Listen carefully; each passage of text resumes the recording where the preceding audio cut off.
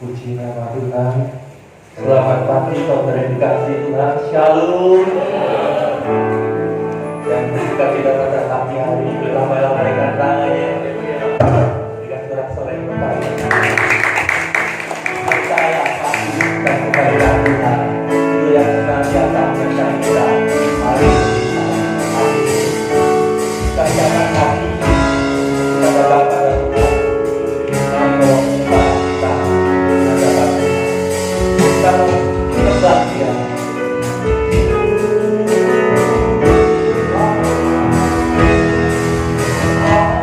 Hallelujah.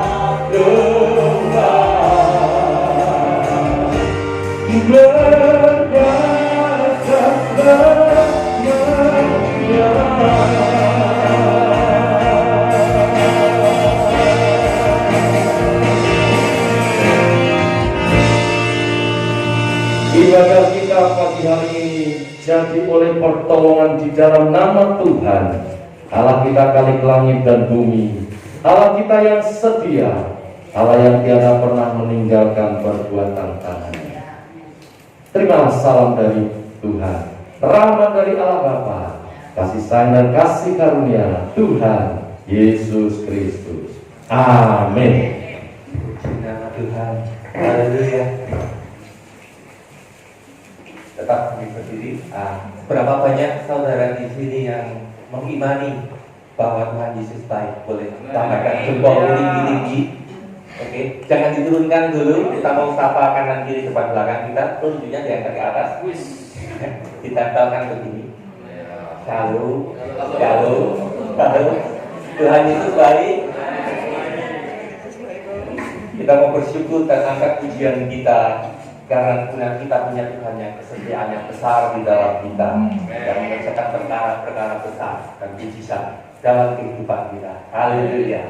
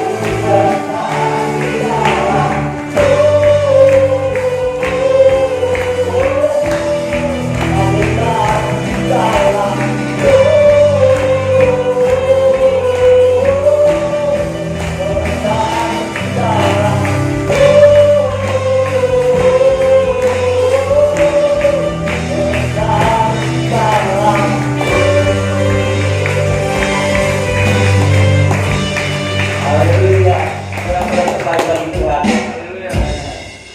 Masih bersemangat. Amin. Silakan saudara itu kembali. Kita akan dengarkan bahkan semangat untuk minggu ini. Kita akan sampaikan untuk hari Minggu tanggal 30 Agustus 2020. Aplikasi pada minggu depan pada hari Minggu tanggal 6 September pukul 7 pagi untuk worship leadernya Bapak Chef, singer Ibu Yanto dan Bapak Suteja, penyambut jemaat Bapak Ibu Siswoyo, untuk LCD Ibu Anita, firman Tuhan Bapak Budi C. Hartono, petugas perjamuan Bapak Saka, Bapak Suryo dan Bapak Amos, dengan tema "Aku di sini, jangan takut". Sedangkan untuk petugas ibadah minggu sore tanggal 6 September pukul 17, WL-nya Bapak Budi Bagian, singer Ibu Ayuna dan Ibu Desi, penyambut jemaat Bapak Ibu Beku, LCD Bapak Puput, firman Tuhan Bapak Pendeta Budi C. Hartono. Tema "Aku di sini, jangan takut".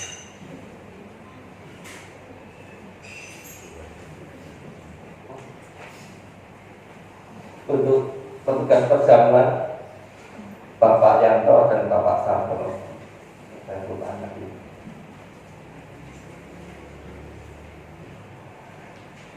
Untuk laporan persembahan hari Minggu tanggal 23 Agustus, ibadah pagi dan sore sebesar 910.000, perpuluhan Angela 180.000, untuk pembangunan sebesar 565.000. Happy birthday, kami ucapkan selamat ulang tahun atas nama Kesia Hantoro tanggal 26 Agustus, Abigail Yuets Hantoro tanggal 28 Agustus, Ibu Ana Sutati tanggal 29 Agustus, Ari Setio Nugroho tanggal 30 Agustus.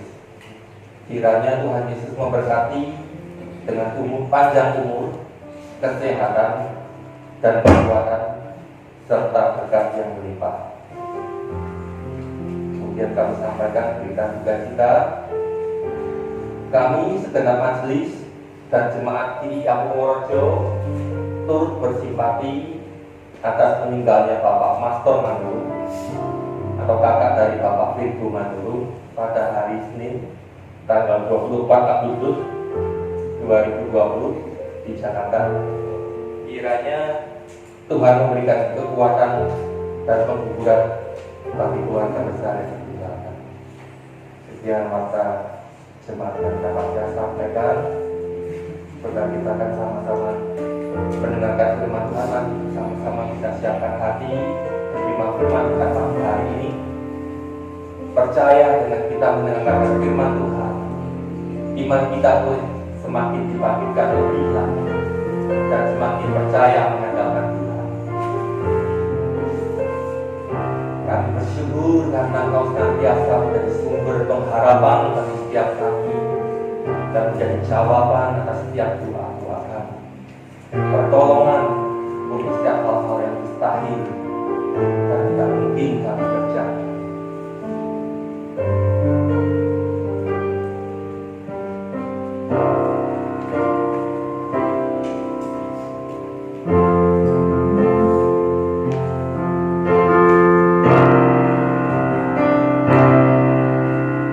Meskipun tak mengerti apa yang ku alami,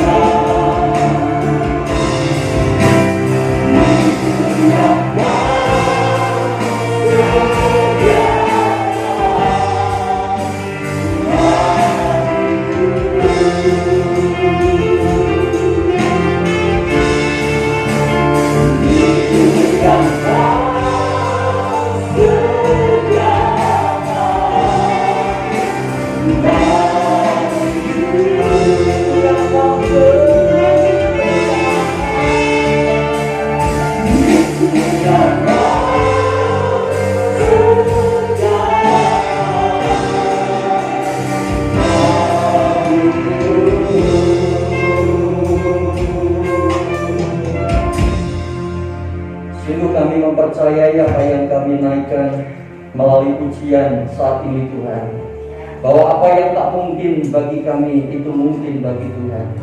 Dan kami percaya Engkau selalu menyediakan yang kami perlukan.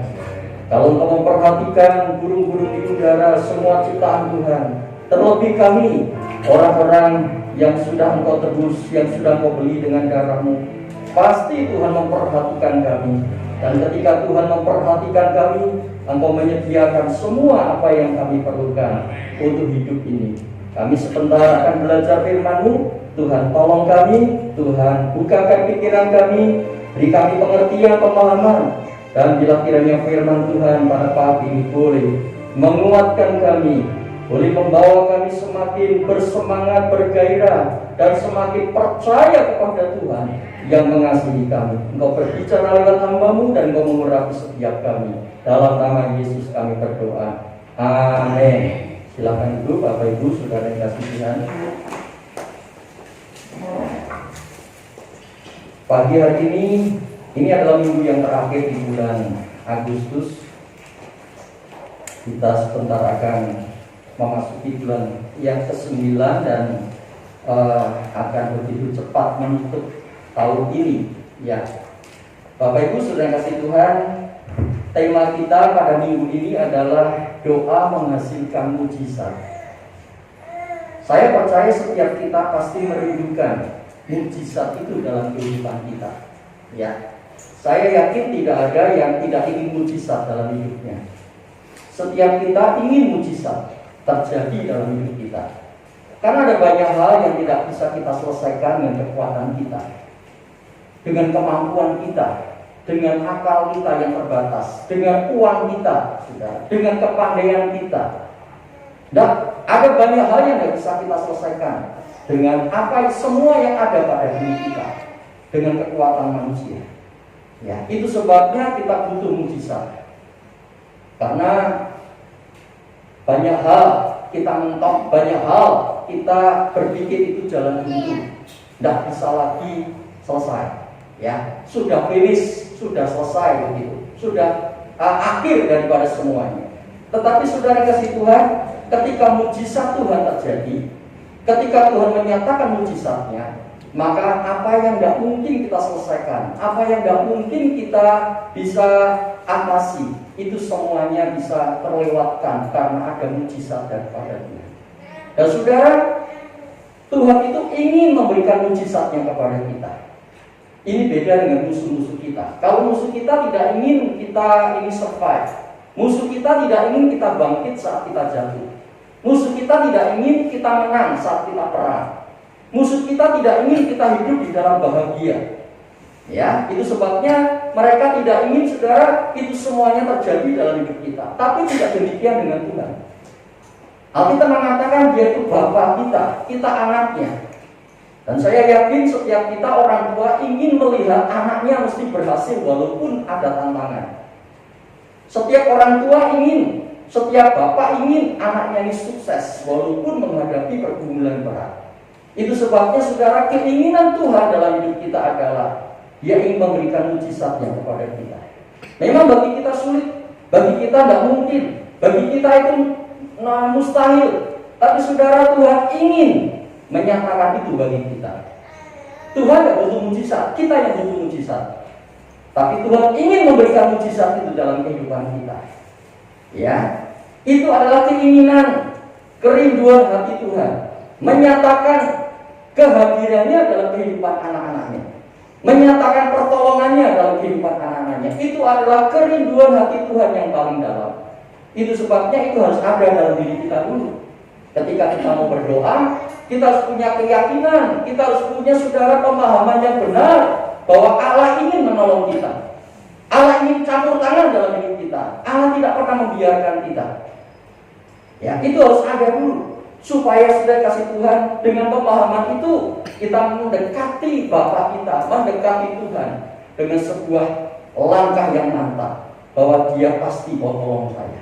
Saudara kasih Tuhan, ini penting bagi kita. Mari kita bersama-sama melihat dalam ayat yang kita perhatikan dalam Daniel pasal 6 ayat 20 sampai 21. Ini doa menghasilkan mujizat. Saya cuplik saudara sebagian ayat dari Daniel pasal yang ke-6. Dikatakan demikian, pagi-pagi sekali ketika fajar menyingsing, bangunlah raja dan pergi dengan buru-buru ke gua singa. Dan ketika ia sampai dekat gua itu, berserulah ia, raja itu, kepada Daniel, Daniel, hamba Allah yang hidup, Allahmu yang kau sembah dengan tekun, telah sanggupkah ia melepaskan engkau dari singa-singa itu? Saudara, kisah dari Daniel ini, saudara, dimasukkan ke dalam gua singa ini. Tentu kita semua sudah pernah membaca, pernah mendengar, ya. Daniel masukkan ke dalam gua singa. Daniel diseret, saudara, dengan tujuan supaya dia dimakan singa-singa itu, sudah, singa-singa yang lapar itu. Lah kenapa Daniel kok sampai ada di gua singa? Itu bukan keinginan raja, bukan, karena raja sangat sayang kepada Daniel. Raja sangat mengasihi Daniel, karena Daniel banyak berjasa kepada raja. Itu sebabnya Daniel, saudara, diberi promosi oleh raja, ya. Daniel diangkat oleh raja. Tetapi rupa-rupanya peristiwa itu menyebabkan banyak orang yang, saudara, tidak suka, ya. Orang-orang, khususnya mereka-mereka, saudara, yang melihat Daniel ini karirnya menanjak, yang melihat promosinya, saudara, semakin banyak, itu nggak suka. Mereka akhirnya, saudara, berpikir mereka ini juga orang-orang yang punya kuasa, kekuasaan di lingkungan istana, saudara. Mereka adalah orang-orang yang juga, saudara kasih Tuhan, memegang, saudara, tanggung jawab yang cukup besar. Lalu mereka berpikir gimana cara menjatuhkan Daniel, ya, secara tidak langsung, supaya juga raja tidak menuduh mereka lah yang menjatuhkan Daniel. Caranya gimana? Saudara, mereka dengan siasat yang licik, mereka menyusun sebuah cara supaya mereka bisa menjatuhkan Daniel melalui tangan raja sendiri. Wah, saudara, ini rupa-rupanya sebuah siasat tingkat tinggi, saudara. Sebuah rancangan yang luar biasa dari manusia yang paling jahat. Akhirnya mereka mengatakan, raja, bukankah engkau adalah pribadi yang memegang kekuasaan tertinggi di negeri ini? Jadi jangan boleh ada orang meminta sesuatu selain meminta kepada engkau. Ya, buat peraturan selama beberapa hari ini, jangan sampai ada orang yang tidak meminta kepada engkau, yang tidak datang kepadamu, ya, yang tidak memohon kepadamu kalau mereka memerlukan sesuatu, karena engkau adalah raja yang punya kuasa yang tinggi. Wah, raja senang, saudara. Betul. Akhirnya dia buat aturan itu. Saudara, ketika buat aturan itu sudah diumumkan, Daniel dengar. Dan itu nggak bisa, saudara. Kenapa? Karena Daniel punya kebiasaan. Sebelum ada aturan itu, dia punya kebiasaan berdoa kepada Tuhan. Dia punya kebiasaan membangun hubungan dengan Tuhan, saudara. Dia sudah menjadi sebuah kebiasaan. Dikatakan di dalam Alkitab, dalam pasal sebelumnya, ya, 3 kali sehari atau bahkan 7 kali, ya, dia menghadap ke arah Yerusalem berdoa kepada Tuhan. Dan semua orang bisa melihat ketika Daniel itu berdoa, karena jendelanya terbuka. Dan rupanya itu dimanfaatkan. Akhirnya raja, saudara, tidak bisa berbuat apa-apa. Dia tidak bisa melanggar aturannya sendiri. Ketika dilaporkan Daniel itu meminta kepada Tuhannya selain daripada raja. Akhirnya, saudara, Daniel diseret masuk ke dalam gua singa. Matikah Daniel? Celakalah Daniel? Tidak.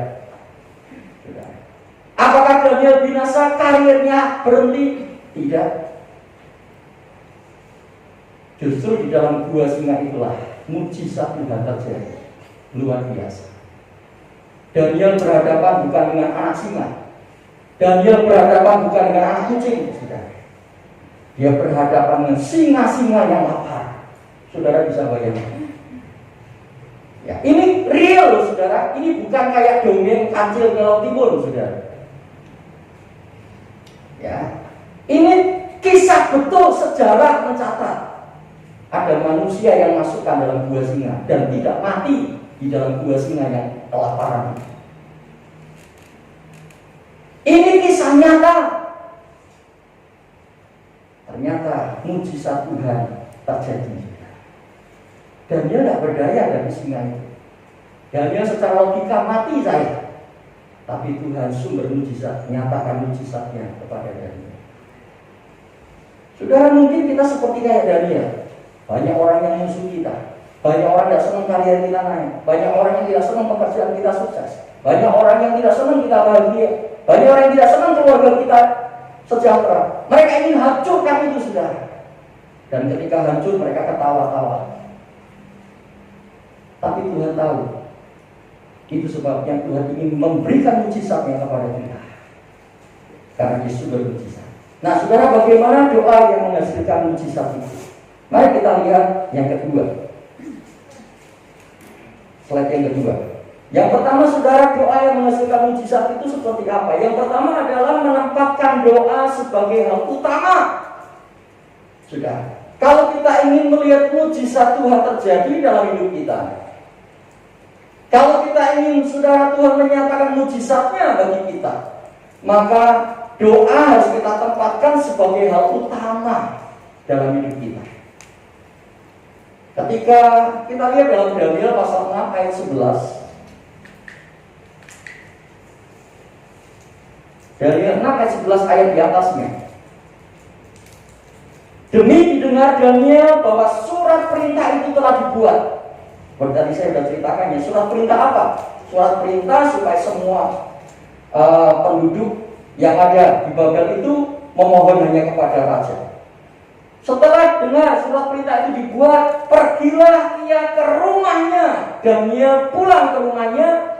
Dalam kamar atasnya ada tingkap-tingkap yang terbuka ke arah Yerusalem. 3 kali sehari ia berlutut, berdoa, serta memuji Allahnya seperti yang biasa dilakukannya. Daniel tidak berubah ketika menghadapi kesulitan. Daniel tidak mengubah kebiasaannya ketika dia menghadapi ancaman maut. Daniel tetap berdoa. Walaupun ada kesulitan, ada masalah, ada tantangan, ada apapun, Daniel tetap berdoa. Saudara, jangan anggap sepele. Jangan kita berpikir doa itu tidak ada gunanya. Doa itu hanya air, saudara. Saya katakan, saudara, doa tanpa sebuah kesadaran dan pemahaman yang benar, saudara akan capek sendiri. Tapi kalau kita memiliki kesadaran yang benar tentang doa, saudara akan bersemangat. Saya menghadap kepada pribadi yang mengasihi saya. Saya menghadap kepada pribadi yang punya kuasa dan otoritas. Saya menghadap kepada pribadi yang memiliki jalan keluar yang tidak bisa saya pikirkan. Ketika kita punya pemahaman seperti itu, maka kita tidak akan bosan dalam kita berdoa. Kita harus tempatkan doa itu di atas dan hal yang menjadi hal yang utama, apapun yang terjadi. Walaupun kau pintar, kau punya duit, kau punya kekuatan, kau punya backing, no, bukan itu. Tempatkan doa itu di atas dan hal yang paling utama dalam hidup kita. Itu yang dilakukan Daniel. Ketika dia mendengar ada ancaman itu, tidak mengubah sikap dan kebiasaannya. Dia tetap berdoa. Itu sebabnya doa menghasilkan mujizat ketika doa itu ditempatkan sebagai hal utama dalam kehidupan seseorang. Ya, dalam menghadapi apapun. Ada banyak kisah sudah. Kalau kita melihat kisah peperangan bangsa Israel melawan Amalek. Amalek itu jago perang. Amalek itu bangsa yang kokoh, bangsa yang hebat, bangsa yang tangguh dalam perang. Bangsa Israel diperbudak selama 400 tahun. Mereka tidak pernah diajari perang. Tapi mereka harus menghadapi bangsa Amalek. Tidak mungkin mereka bisa menang. Tapi Musa waktu itu dia naik di atas bukit. Dia angkat tangannya. Dan Alkitab mengatakan ketika tangan Musa turun, bangsa Israel kalah. Ketika tangan Musa terangkat, bangsa Israel menang. Karena tangan manusia capek, maka saudara Harun dan Hur ini menopang. Satu sisi pegang di tangan kiri Musa, satu sisi pegang di tangan kanan Musa. Sehingga Musa terus tangannya terangkat. Dan sampai matahari terbenam, bangsa Amalek kalah.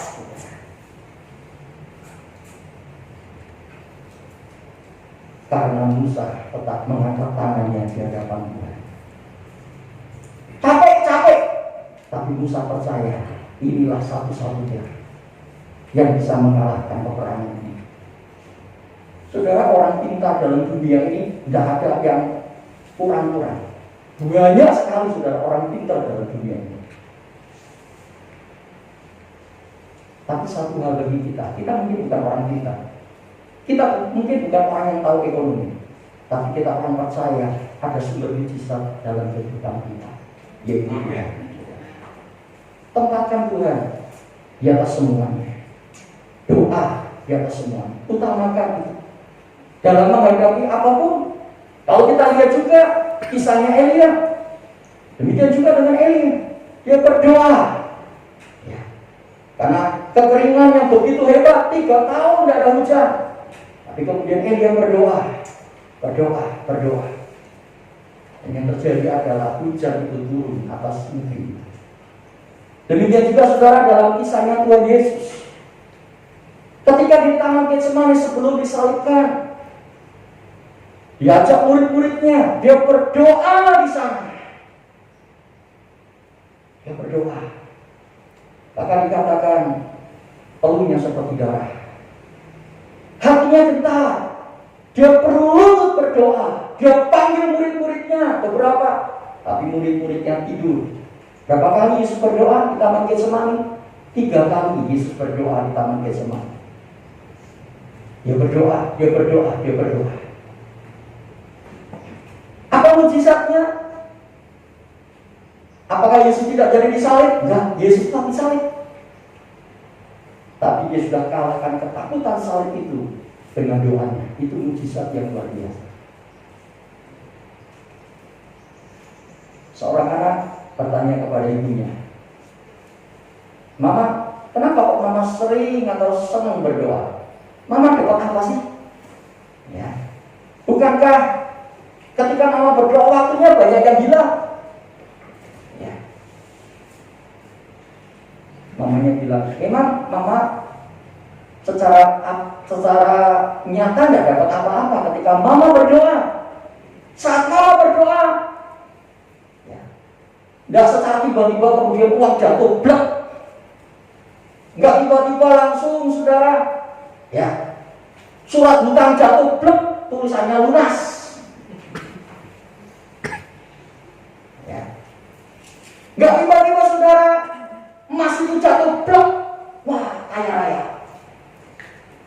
Tapi kemudian mamanya bilang, "Nah, ketika mama berdoa, memang mama tidak dapat apa-apa saat berdoa. Mama malah kehilangan." Anaknya heran, "Mama kehilangan apa saat berdoa?" Mama kehilangan banyak. Mama kehilangan rasa takut. Mama kehilangan rasa khawatir. Mama kehilangan rasa cemas dalam hidup mama. Mama kehilangan semua kegentaran yang ada di hati mama. Itu semua hilang karena mama berdoa. Saudara, kita tempatkan apa saat kita menghadapi apapun dalam hidup ini? Utama doa, jangan pernah diabaikan. Apalagi masa sulit seperti ini. Kau mau andalkan siapa? Kau mau bergantung sama siapa? Sama manusia yang kau pasti akan kecewa berkali-kali. Tapi datang sama Tuhan. Doa saja. Walaupun kau belum melihat itu, tapi percaya itulah mujizat yang Allah akan nyatakan kepada kita. Kemudian saudara, doa tempatkan sebagai hal yang utama dalam situasi apapun. Ya. Dalam Lukas pasal 18 ayat 1 dikatakan tidak jemu-jemu berdoa. Artinya tidak putus. Doa terus. Mungkin doa tidak harus tutup mata. Loh, orang tuh heran kalau lihat orang Kristen itu berdoa, saudara. Banyak agama tuh kalau berdoa tuh aturannya macam-macam, saudara. Tapi bagi kita Tuhan tuh udah ada aturan yang baku berdoa. Nah ada, engkau di kamar kecil pun bisa berdoa, ya. Engkau sambil saudara lakukan apa saja pun bisa berdoa. Jangan jemu-jemu berdoa dalam situasi apapun. Kemudian saudara di dalam 1 Tesalonika 5:17 mengatakan tetaplah berdoa. Tetap berdoa. Ya, tetap itu konsisten, saudara. Tetap itu terus menerus. Lalu gimana Pak? Nah, makanya kalau doa tutup mata nggak bisa tetap berdoa, saudara. Ya, tapi kalau doa itu adalah sebuah kebutuhan kita, kayak orang bernafas. Saudara bisa nggak tetap bernafas? Tetap toh? Harusnya saudara selalu bernafas kan? Nggak jemu-jemu bernafas kan? Karena nafas itu kebutuhan saudara. Doa itu bukan kewajiban. Doa itu bukan keharusan seperti pemahaman banyak agama. Tapi doa itu kebutuhan bagi kita. Kalau kita jadikan doa itu kewajiban keharusan, kayaknya kalau nggak berdoa takut dihukum. Karena apa? Wajib. Kalau dilanggar wajib apa saudara? Kena sanksi. Tuhan bilang kalau kamu nggak berdoa kamu sendiri yang rugi. Karena dia itu kebutuhan. Sudah. Jadi jangan jadikan doa itu kewajiban, keharusan, harus wajib. Karena pemahamannya beda, saudara. Kalau kita memahami doa itu bagus sebagai sebuah kebutuhan. Saudara, kalau itu jadi kebutuhan kita, nggak usah diwajibkan karena kau butuh. Nggak usah diharuskan karena kau butuh kayak makan. Kita diwajibkan makan nggak, saudara? Enggak. Kita diharuskan makan enggak? Enggak, tapi kita merasa itu harus wajib. Tapi bukan itu yang pertama. Yang pertama adalah karena kita butuh. Kalau saya nggak makan, saya lemah. Kalau saya nggak makan, saya nanti ya sakit dan seterusnya. Nah, doa itu kebutuhan. Saya butuh doa karena saya butuh mujizat. Ada banyak hal yang bisa saya atasi dengan kekuatan saya. Ada banyak hal yang bisa saya selesaikan dengan kemampuan saya. Tapi Tuhan yang bisa selesaikan itu. Saya berdoa. Saudara, ini yang pertama. Jadi doa harus ditempatkan sebagai hal utama dalam kehidupan kita. Yang kedua, saudara, doa yang menghasilkan mujizat adalah berdoa dengan iman. Mari kita lihat Markus pasal 11 ayat 24. Ya. Karena itu aku berkata kepadamu, apa saja yang kamu minta dan doakan. Apa saja yang kamu minta dan doakan. Dikatakan apa? Percayalah bahwa kamu telah menerimanya. Gampang apa susah, saudara? Ya. Ayat ini mengatakan apa saja kita doakan. Oh, saya minta, saya doakan semua, saya minta. Tapi tidak detail, saudara. Tuhan katakan, kamu juga harus tahu. Kamu juga harus melakukan selanjutnya, yaitu apa? Percayalah bahwa kamu telah menerimanya. Menerima apa yang kamu doakan, menerima apa yang kamu minta, maka itu akan diberikan kepadamu. Ini satu kesatuan. Inilah doa dengan iman.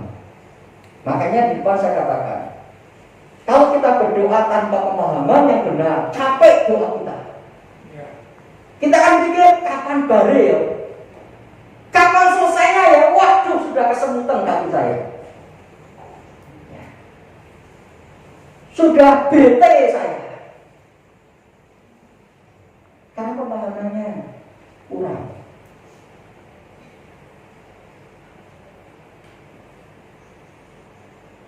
Tapi kalau kita memiliki pemahaman yang benar, kita bisa menikmati itu. Pemahaman yang benar itu apa? Kita datang kepada pribadi yang tidak seperti manusia. Kita datang kepada Tuhan, Bapa kita, yang hatinya ingin tolong kita, yang hatinya siap berikan kita jalan keluar, yang dia tidak ingin kita celaka. Kita mungkin ditakuti ya saudara, oh akhir zaman ini medeni loh. Wah, Tuhannya gini sehingga kita takut. Saya katakan saudara, pandang akhir zaman itu sebagai kedatangan Yesus itu yang luar biasa indah. Orang kalau menikah, saudara, mempelai perempuannya menunggu mempelainya datang, mempelainya laki-laki datang itu dengan ketakutan atau dengan senang hati? Hah? Ada wanita perempuan lagi nunggu mempelainya datang itu ketakutan, hati kepuyuh-puyuh, saudara. Enggak ada kan? Enggak. Dia datang dengan semangat, wah, kepingin ketemu lah. Akhir zaman itu adalah kedatangan Yesus yang luar biasa. Loh, itu merupakan kesenangan kita dong. Kita kan kepingin Tuhan, kepingin ketemu Tuhan yang wah, melihat Tuhan, saudara, dengan kemuliaannya, dengan kuasanya, dengan kebaikannya, dengan otoritasnya dan seterusnya. Saudara, ketika kita mendengar tentang berita kedatangan Tuhan, seharusnya kita bersuka-cita, bukan takut. Kalau kau mendengar Yesus mau datang, kau takut, belum beres berarti juga. Takut itu bagi orang dunia. Oh, takut ya, oh gini, ya takut karena mereka nggak kenal Tuhan, karena mereka akan dihukum dengan dosanya. Tapi kita suka-cita loh, dia mau datang ke kita. Dia akan buat pemerintahan yang baru, yang penuh dengan damai sejahtera. Oh, luar biasa. Itu seharusnya merupakan sukacita kita, bukan ketakutan kita. Nah, saudara, kalau kita berdoa disitu katakan, doalah dengan iman, percayalah kalau Tuhan itu apa yang kau minta doakan, percayalah bahwa kamu sudah menerimanya. Maka disitu katakan apa? Itu akan diberikan kepadamu. Yakobus 1 ayat 6-8 mengatakan, kalau kita berdoa tanpa iman, kita seperti gelombang laut. Ya, kita tidak akan menerima, sebab orang yang membuah hati tidak akan tenang dalam hidupnya dan tidak akan menerima apa-apa. Jadi kalau kita berdoa masih ada ketimbangan, keraguan dalam diri kita. Engkau mau berdoa 2 jam, sia-sia. Dan ada gunanya, mendingan tidak usah doa kalau masih ada keraguan dan ketimbangan. Datang kepada Dia dan percaya. Saudara, apa yang kita doakan, apa yang kita minta dikatakan, itu harus kita percaya bahwa kita sudah menerima. Karena iman itu sebagai dasar, sebagai bukti. Ibrani 11 ayat 1. Yang Tuhan lihat itu apa? Iman, dasar dan bukti. Dari segala yang kita harapkan, bukti dari segala sesuatu yang saudara, yang kita harapkan. Iman itu dasarnya, iman itu buktinya, saudara. Kalau orang dunia melihat bukti itu secara nyata dengan mata. Mana. Saya lihat, saya baru percaya. Tapi saudara, yang dilihat Tuhan itu apa? Iman yang nggak bisa dilihat oleh manusia. Tapi Tuhan melihat ketika ada iman dalam diri kita. Tuhan sudah bilang apa? Cukup, itu buktinya. Ya. Seorang perwira dari Kapernaum, hambanya sakit keras. Dia datang kepada Tuhan. Terus kemudian dia ungkapkan semuanya. Lalu saudara bilang apa? Oke, saya mau datang ke rumahmu. Tapi perwira itu bilang apa? Tidak usah Tuhan. Katakan saja di tempat ini. Sepatah kata saja, hambaku akan sembuh. Yesus bilang, aku tidak pernah melihat iman kayak ini di Israel. Ya. Akhirnya saudara, Yesus berkata, pulang, sudah. Dia pulang, ternyata sembuh. Apakah dia sudah lihat dulu, saudara, hambanya sembuh? Enggak. Tapi dia percaya. Nah, saudara, iman adalah dasar, bukti. Iman itu juga sebagai senjata kita. Ya, karena sebelum saudara kasih Tuhan kita mengalami mujizat itu, iblis ingin menghancurkan iman kita ini. Iblis ingin melemahkan iman kita dulu. Karena iman itu buktinya. Iman itu dasarnya. Kalau sudah dihancurkan, tidak ada dasar lagi. Pesawat kalau tidak ada fondasi sudah landasan, tidak berani untuk pesawat mendarat, saudara. Dasarnya tidak ada. Ketika saudara ke bank, saudara katakan, saya mau ambil uang saya. Pihak bank mengatakan, ya Pak, mana buku rekeningnya? Tidak ada, tapi saya percaya saya punya uang di sini.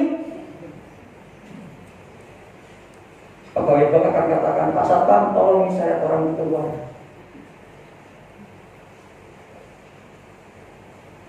Iman itu bukti kita, saudara, di hadapan Tuhan. Ya. Sebelum seorang melakukan bisnis dan mendapat keuntungan, apa yang mereka lakukan dulu? Saling percaya. Saya percaya. Belum untung, belum dapat saudara keuntungan, benefit yang gede, percaya. Ya. Tuhan pun juga demikian. Tuhan ingin kita percaya dulu. Amin. Ya. Nah, saudara, senjata kita itu juga iman. Makanya kita perlu harus pakai terus. Terus saudara, musuh iman itu keraguan, kekhawatiran, ketakutan itu. Sudah kita berdoa, tapi kemudian apakah saudara keraguan, kekhawatiran, ketakutan itu hilang lenyap saudara? Ya, ketika kita berdoa mungkin kekhawatiran, ketakutan saudara, keraguan kita hilang. Tapi begitu kita sudah selesai berdoa, saudara, kita lihat mata kita dengar telinga kita, saudara apa? Saudara, wah timbul lagi. Makanya saudara saya katakan hal utama doa lagi. Ya, ketika keraguan, ketakutan, kekhawatiran menyerang, nggak ada lagi senjata yang bisa kalahkan itu kecuali kau berdoa kepada Dia. Saudara, kemudian apa? Ujian iman, penderitaan, waktu, dan kemudian ada tindakan iman. Kalau kita percaya Tuhan, saudara, memberi apa yang kita doakan dan minta, maka kita mesti bersyukur. Belum terima kok bersyukur? Iya, bersyukur aja. Minggu yang lalu kan kita belajar bersyukur, saudara. Ya, bersyukur, udah bisa dipisahkan. Jangan nunggu jawaban doa dulu baru bersyukur. Bersyukur aja. Tuhan terima kasih. Itu tindakan iman. Kita juga bersuka cita, sikap kita berubah. Karena kita percaya Tuhan sudah memberi, maka kita bersuka cita kan. Wah, nyanyi dengan sukacita, ya, wajahnya berubah, sikapnya berubah. Orang bilang, emang kamu nggak punya masalah? Punya sih, tapi udah selesai, ya. Tuhan selesaikan itu. Sikapnya berubah, saudara. Dan rupanya itulah yang akan mengubah semuanya. Karena apa? Iman. Kalau orang saudara lihat dulu baru percaya, itu tidak iman. Ya, iman itu adalah engkau percaya walaupun engkau belum melihat. Itu kan iman. Ya. Nah, saudara kasih Tuhan, ini kita harus ada tindakan iman. Karena iman itu mesti ada bukti. Yang kita, saya percaya, tapi tidak ada buktinya. Saya percaya ketika dipuji, hancur. Kalau kita tak percaya, kayak Abraham. Walaupun diuji, walaupun mengalami penderitaan, walaupun mengalami saudara proses waktu yang begitu panjang, tapi terus dia buktikan imannya. Bahwa dia percaya Tuhan itu setia. Dan Tuhan tidak pernah lupa dengan perjanjiannya. Saudara, ini yang kedua. Dan yang terakhir, doa yang menghasilkan mujizat itu bagaimana? Kita lihat dalam Markus pasal yang ke-11 ayat yang ke-25. Markus pasal yang ke-11 ayat 25 sampai 26. Kita lihat dulu 25. Dan jika kamu berdiri untuk berdoa, ampuni dulu sekiranya ada sesuatu, barang sesuatu yang ada dalam hatimu terhadap seseorang, supaya juga Bapamu yang di surga mengampuni kesalahan-kesalahanmu. Kemudian ayat yang berikutnya, tetapi jika kamu tidak mengampuni, maka Bapamu yang di surga juga tidak akan mengampuni kesalahan-kesalahan. Yang ketiga, saudara, doa yang menghasilkan mujizat adalah doa dengan benar. Berdoa dengan benar. Ya. Ayat ini mengatakan berdoa dengan benar ada tiga. Yang pertama, posisi kita. Kita sudah orang yang dibenarkan karena kita percaya kepada Kristus. Kita adalah anak Tuhan. Ya. Tapi kebenaran itu bukan hanya sekedar kebenaran posisi. Kebenaran yang berikutnya adalah kebenaran sikap hati, saudara. Ya, sikap hati kita mesti benar juga. Sikap hati yang benar itu bagaimana? 1 Timotius pasal 2 ayat 8 mengatakan, coba dibuka wanita. Kalau tadi Markus pasal 11 ayat 25, ya, itu tanpa permusuhan. Kalau 1 Timotius 2 ayat 8 itu apa? Sikap hati yang bagaimana? 1 Timotius 2 ayat 8. Bukan Timotius. 1 Timotius 2 ayat 8. Sikap hati ini benar penting, saudara. Ya, dalam kita berdoa. Ya, memang pemahaman yang benar itu penting, tetapi sikap hati kita pun juga penting. Karena ini, saudara, nggak bisa dilepaskan. Ya, 1 Timotius 2 ayat 8. Sudah ketemu?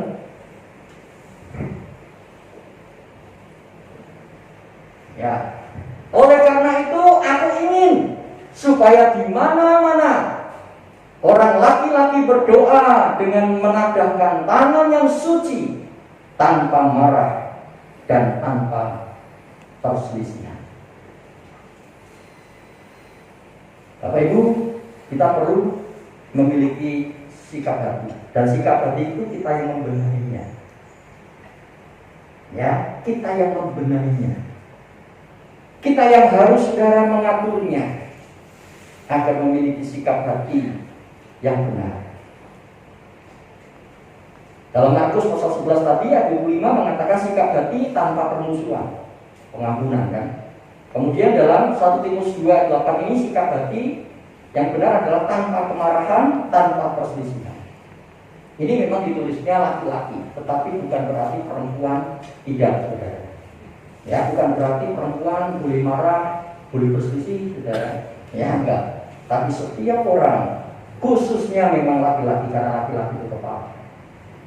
Ya, dan itu harus dengan sikap hati yang benar. Dan yang terakhir, berdoa dengan benar itu adalah dengan motivasi yang benar. Apakah motivasi yang meminta kepada Tuhan? Kepingin pamer, kepingin orang lain tahu, aku ini hebat, tidak terkalahkan? Nah, enggak. Motivasi kita adalah untuk kemuliaan Tuhan. Tuhan, kalau mau berkati aku, kau berikan aku solusi, itu bukan supaya aku mau katakan ini loh aku lebih, enggak. Tapi supaya bisa menyaksikan ini semuanya karena Tuhan yang lakukan dalam kehidupan kita. Saudara, motivasi kita juga mesti benar. Siapa yang tahu motivasi, siapa yang tahu sikap hati, hanya Tuhan yang tahu. Dan kita. Itu sebabnya doa antara saya, kita dengan Tuhan. Orang lain bisa, saudara, wah, dengan kata-kata doa kita indah, mulu-mulu, luar biasa, panjang lebar, hebat. Tapi tidak tahu motivasi kita. Hanya Tuhan yang tahu motivasi dan sikap hati. Sebabnya sebelum kita berdoa, kita perlu bertanya pada diri sendiri. Tuhan, saya mau benahi semua, saya mau bereskan. Dan saya tahu ketika saya benahi, walaupun saya punya salah, ketika saya datang kepada Engkau, mau gak marah, saya ngaku, ya, saya ngomong, ampuni. Apakah Tuhan bilang, oh saya akan ampuni, tapi nanti ya minggu depan? Enggak. Ketika kita datang, kita katakan, Tuhan, aku salah. Nah, aku sudah salah. Seperti anak bilang, kembali kepada bapaknya. Dia bilang, Bapak, aku salah. Nah, bapaknya perbaiki. Sudah kasih Tuhan, ini yang harus kita miliki. Memiliki motivasi yang besar. Yang pertama adalah yang mesti kami justru adalah doa supatkan kepada yang utama. Yang kedua, doa dengan iman. Dan yang ketiga, berdoa dengan benar, dengan sikap yang benar, motivasi yang benar. Lalu kita datang kepada Tuhan. Kita tahu ada banyak hal yang tidak bisa kita selesaikan. Kita juga tidak tahu ke depannya bagaimana. Tapi kita percaya setiap doa kita ada mujizat yang Tuhan sediakan, ada mujizat yang banyak. Jangan engkau gantikan dengan yang lain. Biar doa itu bertempatkan kepada hal yang paling utama dalam hidup. Mari kita datang kepada Tuhan. Saja kita menaikkan pujian kuasa-Mu terlebih besar, Tuhanku terlebih besar. Rapanya saja, mari kita bangkit berdiri bersama-sama Bapak Ibu, kita angkat bersiap. Kuasa-Mu terlebih besar, Tuhanku terlebih besar. Saudara, dekati Dia dengan sebuah pemahaman Dia besar atas segala persoalan-Mu. Dia lebih besar dari segala yang kau hadapi dan kau alami. Tuhan lebih besar dari dunia ini. Terlebih besar, Tuhanku terlebih besar. Tak pernah terlambat janji-Mu ya Tuhan, menolong hidupku.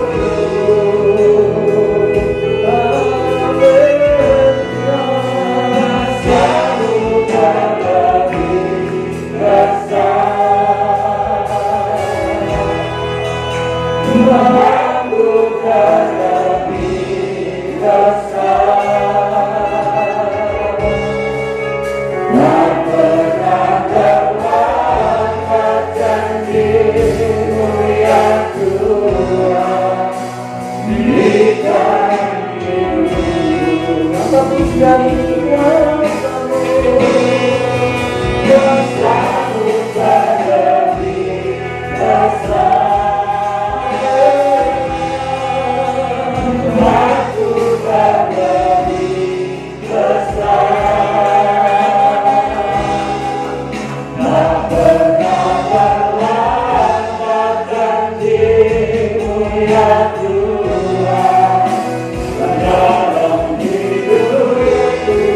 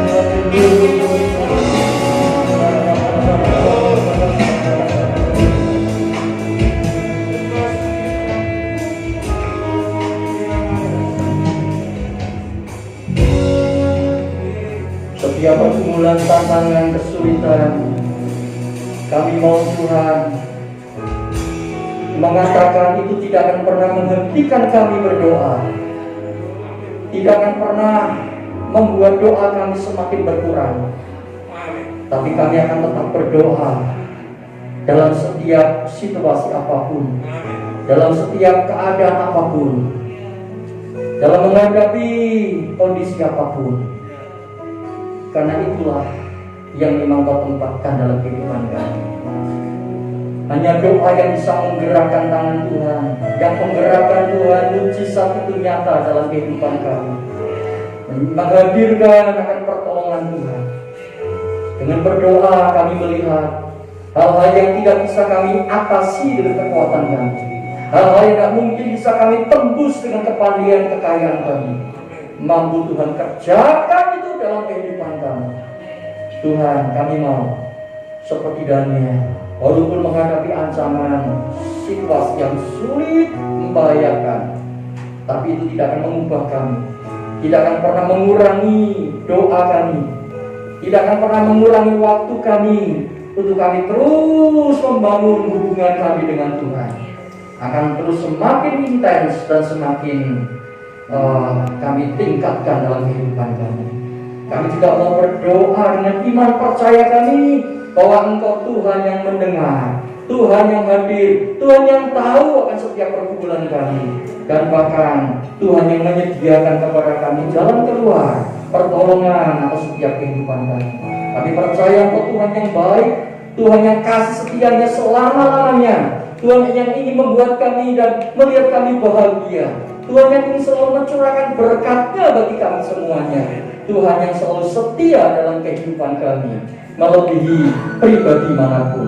Tuhan, kami mau ketika kami berdoa, kami percaya bahwa kami ternyata Tuhan datang kepada pribadi yang begitu mempesona dan yang begitu mengagumkan dalam kehidupan kami. Kami juga mau Tuhan berdoa dengan benar. Kami mau Tuhan mengevaluasi sikap hati kami. Kami mau Tuhan mengevaluasi motivasi kami. Kami mau benar-benar doa kami keluar dari hati yang benar, keluar dari motivasi yang benar. Kami ingin nama Tuhan dimuliakan. Kami ingin semakin rendah hati ketika doa kami dijawab. Kami semakin Tuhan tahu Tuhan bahwa kami memiliki Engkau Allah yang hidup. Tuhan Yesus, kami ingin Tuhan melihat mujizat itu terjadi. Dan saat ini kami berdoa untuk kekasih-kekasih kami yang minggu ini berulang tahun. Kami doa untuk anak Kesia, kami berdoa untuk anak Debbie, kami berdoa untuk Ibu Ana Susanti, dan juga untuk Ari Setionugroho, suami daripada Maria Dwi.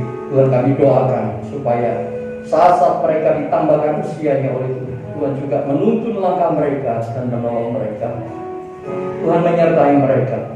Tuhan hadir dalam setiap hidup mereka. Terima kasih Tuhan. Terima kasih. Kami berdoa juga untuk keluarga kakak daripada Pak Firko yang ada di Jakarta. Berikan penghiburan kekuatan yang berlimpah datang dari Tuhan. Berikan pertolongan-Mu Tuhan saat anggota keluarga mereka meninggalkan mereka, tapi Engkau adalah Bapa yang mengasihi dan menuntun mereka, Bapa yang menghadirkan kebaikan dalam hidup mereka. Terima kasih Bapa. Kami bersyukur, kami juga doakan Tuhan untuk jemaat Tuhan yang tidak bisa hadir dalam ibadah pagi ini. Hampiri mereka Tuhan, lawat mereka secara pribadi, jamah mereka dengan kebaikan dan kasih-Mu Tuhan.